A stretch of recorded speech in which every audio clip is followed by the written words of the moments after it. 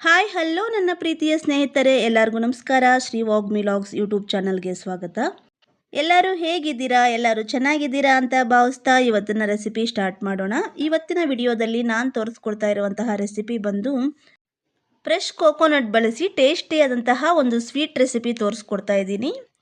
ಈ ಸ್ವೀಟ್ ಅಂತೂ ಬಾಯಲ್ಲಿಟ್ಟ ತಕ್ಷಣ ಕರಗೋಗ್ಬಿಡುತ್ತೆ. ತುಂಬ ಟೇಸ್ಟಿಯಾಗಿರುತ್ತೆ. ವಯಸ್ಸಾದವರು ಮಕ್ಕಳಂತೂ ತುಂಬ ಇಷ್ಟಪಟ್ಟು ತಿಂತಾರೆ. ಇವಾಗ ಇದನ್ನು ಪ್ರಿಪೇರ್ ಮಾಡ್ಕೊಳ್ಳೋಕ್ಕೆ ಏನೇನು ಇಂಗ್ರೀಡಿಯೆಂಟ್ಸ್ ಬೇಕು ಹಾಗೆ ಯಾವ ಥರ ಪ್ರಿಪೇರ್ ಮಾಡ್ಕೊಳ್ಳೋದು ಅಂತ ನೋಡೋಣ. ನೋಡಿ, ಇದಕ್ಕೆ ನಾನಿವಾಗ ಒಂದು ಕಾಯಿ ಫುಲ್ ಫ್ರೆಶ್ ಕೋಕೋನಟ್ ತಗೊಂಡಿದ್ದೀನಿ. ಇವಾಗ ಕೋಕೋನಟ್ ಬ್ಯಾಕ್ ಸೈಡ್ ಇರುವಂತಹ ಬ್ರೌನ್ ಕಲರ್ ಪಾರ್ಟ್ ಎಲ್ಲ ಚಾಕುನಿಂದ ಈ ಥರ ನೀಟಾಗಿ ತೆಗಿಬೇಕು. ಈ ಬ್ರೌನ್ ಕಲರ್ ಪಾರ್ಟ್ ಇದೆಯಲ್ಲ, ಇದನ್ನು ಈ ಥರ ತೆಗಿದಿರಾ ಹಾಗೆ ಸಮೇತ ಸ್ವೀಟ್ ಪ್ರಿಪೇರ್ ಮಾಡ್ಕೋಬೋದು. ಆದರೆ ಈ ಬ್ರೌನ್ ಕಲರ್ ಪಾರ್ಟ್ ಎಲ್ಲ ನೀಟಾಗಿ ತೆಗೆದುಬಿಟ್ಟು ಸ್ವೀಟ್ ಪ್ರಿಪೇರ್ ಮಾಡಿಕೊಂಡ್ರೆ ಸ್ವೀಟು ಫುಲ್ ವೈಟಾಗಿ ಕಲರ್ಫುಲ್ಲಾಗಿ ಚೆನ್ನಾಗಿ ಕಾಣ್ತಾ ಇರುತ್ತೆ. ಅದರಿಂದ ಬ್ರೌನ್ ಕಲರ್ ಪಾರ್ಟ್ ಎಲ್ಲ ನೀಟಾಗಿ ತೆಗೆದುಬಿಟ್ಟು ಈ ಥರ ಸಣ್ಣ ಸಣ್ಣದಾಗಿ ಪೀಸಸ್ ಥರ ಕಟ್ ಮಾಡಿಕೊಂಡು ಗ್ರೈಂಡ್ ಮಾಡ್ಕೋಬೇಕು. ಈ ಸ್ವೀಟ್ ಪ್ರಿಪೇರ್ ಮಾಡ್ಕೊಳ್ಳೋಕ್ಕೆ ಮೆಜರ್ಮೆಂಟ್ ತುಂಬ ಇಂಪಾರ್ಟೆಂಟು. ನಾವು ಇದಕ್ಕೆ ತಗೊಳ್ಳುವಂತಹ ಇಂಗ್ರೀಡಿಯೆಂಟ್ಸ್ ಎಲ್ಲ ಕರೆಕ್ಟಾದಂತಹ ಅಳತೆಯಲ್ಲಿ ತಗೊಂಡು ಸ್ವೀಟ್ ಪ್ರಿಪೇರ್ ಮಾಡಿಕೊಂಡ್ರೆ ಸ್ವೀಟ್ ಅಂತೂ ತುಂಬ ಪರ್ಫೆಕ್ಟಾಗಿ ತುಂಬ ಚೆನ್ನಾಗಾಗುತ್ತೆ. ನೋಡಿ, ಕೋಕೋನಟ್ ಎಲ್ಲ ಈ ಥರ ಸಣ್ಣ ಸಣ್ಣದಾಗಿ ಪೀಸಸ್ ಥರ ಕಟ್ ಮಾಡಿಕೊಂಡು ಇವಾಗ ಈ ಕೋಕೋನಟ್ನ ಒಂದು ಮಿಕ್ಸರ್ ಜಾರ್ಗೆ ಸೇರಿಸ್ಕೊಂಡು ಎಷ್ಟಾದರೆ ಅಷ್ಟು ಸಾಫ್ಟಾಗಿ ಗ್ರೈಂಡ್ ಮಾಡ್ಕೊಳ್ಳೋಣ. ಇದಕ್ಕೆ ಗ್ರೈಂಡ್ ಮಾಡ್ಕೋಬೇಕಾದ್ರೆ ವಾಟರ್ ಆಗಲಿ ಮಿಲ್ಕ್ ಆಗಲಿ ಏನು ಸೇರಿಸ್ಕೊಳ್ಳೋಕೆ ಹೋಗಬೇಡಿ, ಹಾಗೆ ಗ್ರೈಂಡ್ ಮಾಡ್ಕೋಬೇಕು. ನೋಡಿ, ಈ ಥರ ಎಷ್ಟಾದರೆ ಅಷ್ಟು ಸಾಫ್ಟಾಗಿ ಗ್ರೈಂಡ್ ಮಾಡಿಕೊಂಡು ಇದನ್ನು ಒಂದು ಬೌಲ್ಗೆ ತೆಗೆದಿಟ್ಕೊಳ್ಳೋಣ. ಇದಕ್ಕೆ ಮೇಯ್ನ್ ಮೆಜರ್ಮೆಂಟ್ ತುಂಬ ಇಂಪಾರ್ಟೆಂಟು. ನೋಡಿ, ಇಲ್ಲಿ ಒಂದು ಬೌಲ್ ತುಂಬ ಫ್ರೆಶ್ ಕೋಕೋನಟ್ಟು ಪೌಡರ್ ಮಾಡಿಕೊಂಡು ಸೈಡ್ಗೆ ಎತ್ತಿಕ್ಕೊಂಡಿದ್ದೀನಿ. ಇವಾಗ ಒಂದು ಪ್ಲೇಟ್ ತಗೊಂಡು ಪ್ಲೇಟ್ ಮೇಲೆ ಸ್ವಲ್ಪ ತುಪ್ಪ ಹಚ್ಕೊಳ್ಳೋಣ. ತುಪ್ಪ ಈ ಥರ ಹಚ್ಕೊಳ್ಳೋದ್ರಿಂದ ಸ್ವೀಟ್ ನೀಟಾಗಿ ಕಟ್ ಮಾಡ್ಕೋಬೋದು.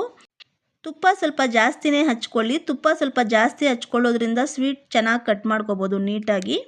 ಇಲ್ಲ ಅಂದರೆ ಪ್ಲೇಟ್ ಮೇಲೆ ಒಂದು ಬಟರ್ ಪೇಪರ್ ಹಾಕ್ಕೊಂಡು ಬಟರ್ ಪೇಪರ್ ಮೇಲೆ ತುಪ್ಪ ಹಚ್ಕೊಂಡು ಅದ್ರ ಮೇಲೆ ಸ್ವೀಟ್ ಕಟ್ ಮಾಡ್ಕೋಬೋದು. ನೋಡಿ, ಪ್ಲೇಟ್ಗೆ ಈ ಥರ ತುಪ್ಪ ಹಚ್ಕೊಂಡು ಸೈಡ್ಗೆ ಎತ್ತಿಕ್ಕೊಳ್ಳೋಣ. ಇವಾಗ ಸ್ಟವ್ ಆನ್ ಮಾಡಿಕೊಂಡು ಒಂದು ಕಡಾಯಿ ಇಟ್ಕೊಂಡು 1/4 ಕಪ್ಪಷ್ಟು ಮಿಲ್ಕ್ ಸೇರಿಸ್ಕೊಂಡು ಮಿಲ್ಕ್ ಒಂದು ಕುದಿ ಬರೋ ತನಕ ಕಾಯಿಸ್ಕೊಂಡು ಮಿಲ್ಕ್ ಒಂದು ಕುದಿ ಬಂದಾಗ ನಾವು ಪೌಡರ್ ಮಾಡಿ ಇಟ್ಕೊಂಡಿರುವಂತಹ ಫ್ರೆಶ್ ಕೋಕೋನಟ್ ಪೌಡರ್ನ ಸೇರಿಸ್ಕೊಂಡು ಚೆನ್ನಾಗಿ ಮಿಕ್ಸ್ ಮಾಡ್ಕೊಳ್ಳೋಣ. ಈ ಸ್ವೀಟ್ ಪ್ರಿಪೇರ್ ಮಾಡ್ಕೋಬೇಕಾದ್ರೆ ಗ್ಯಾಸ್ ಸ್ಟಾರ್ಟಿಂಗಿಂದ ಎಂಡಿಂಗ್ವರೆಗೂ ಮೀಡಿಯಮ್ ಫ್ಲೇಮ್ನಲ್ಲಿ ಇಟ್ಕೊಂಡೇ ಸ್ವೀಟ್ ಪ್ರಿಪೇರ್ ಮಾಡ್ಕೋಬೇಕು. ಮತ್ತು ಈ ಸ್ವೀಟ್ ಮಾಡಬೇಕಾದ್ರೆ ಕೈ ಬಿಡಿದ್ರೆ ಕೈ ಆಡಿಸಿ ಮಿಕ್ಸ್ ಮಾಡ್ತಾನೆ ಇರಬೇಕು. ಇಲ್ಲಾಂದರೆ ತಳ ಹಿಡಿದು ಬಿಡುತ್ತೆ, ಕೋಕೋನಟ್ ಬೇಗ ಸೀದೋಗ್ಬಿಡುತ್ತೆ.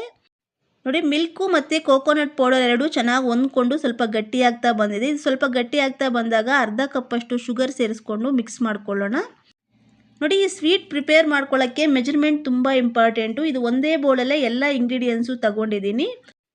1 ಕಪ್ಪು ಫ್ರೆಶ್ ಕೋಕೋನಟ್ ಪೌಡರ್ಗೆ 1/4 ಕಪ್ಪಷ್ಟು ಮಿಲ್ಕು, 1/2 ಕಪ್ಪಷ್ಟು ಶುಗರ್ ತಗೊಂಡಿದ್ದೀನಿ. ನೀವು ಪ್ರಿಪೇರ್ ಮಾಡ್ಕೋಬೇಕಾದ್ರೂ ಸೇಮ್ ಇದೇ ಥರ ಮೆಜರ್ಮೆಂಟಲ್ಲಿ ತಗೊಂಡು ಪ್ರಿಪೇರ್ ಮಾಡ್ಕೊಳ್ಳಿ.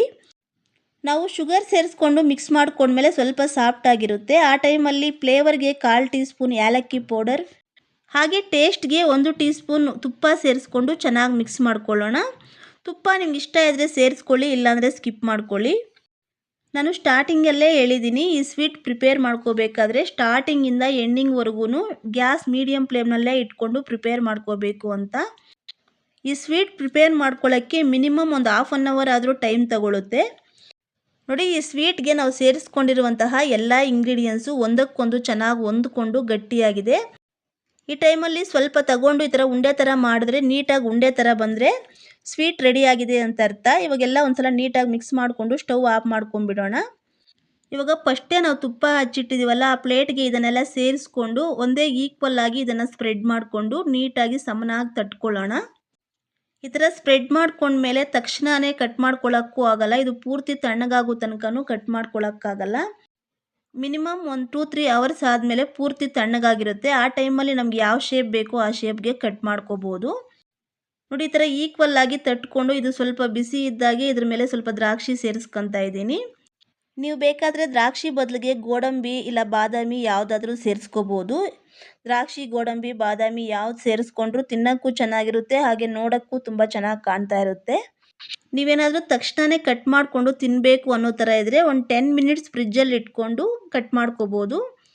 ಇಲ್ಲ ಸ್ವಲ್ಪ ಲೇಟ್ ಆದರೂ ಪರವಾಗಿಲ್ಲ ಅನ್ನೋ ಥರ ಇದ್ದರೆ ಒಂದು 2 ಅವರ್ಸ್ ಸೈಡ್ಗೆ ಎತ್ತಿಕ್ಕೊಂಡು ಒಂದು 2 ಅವರ್ಸ್ ಆದಮೇಲೆ ಪೂರ್ತಿ ತಣ್ಣಗಾಗಿರುತ್ತೆ. ಪೂರ್ತಿ ತಣ್ಣಗಾದ್ಮೇಲೆ ನಮ್ಗೆ ಯಾವ ಶೇಪ್ ಬೇಕೋ ಆ ಶೇಪ್ಗೆ ಈ ಥರ ಕಟ್ ಮಾಡ್ಕೊಳ್ಳೋಣ. ಇದನ್ನು ಒಂದು ಸಲ ಪ್ರಿಪೇರ್ ಮಾಡಿಕೊಂಡು ಒಂದು ಬಾಕ್ಸಲ್ಲಿ ಸ್ಟೋರ್ ಮಾಡಿಕೊಂಡು ಫ್ರಿಜ್ಜಲ್ಲಿ ಇಟ್ಕೊಂಡ್ರೆ 15-20 ಡೇಸ್ ತನಕನೂ ತಿನ್ಕೋಬೋದು. ಇದೇನು ಬೇಗ ಕೆಡಲ್ಲ.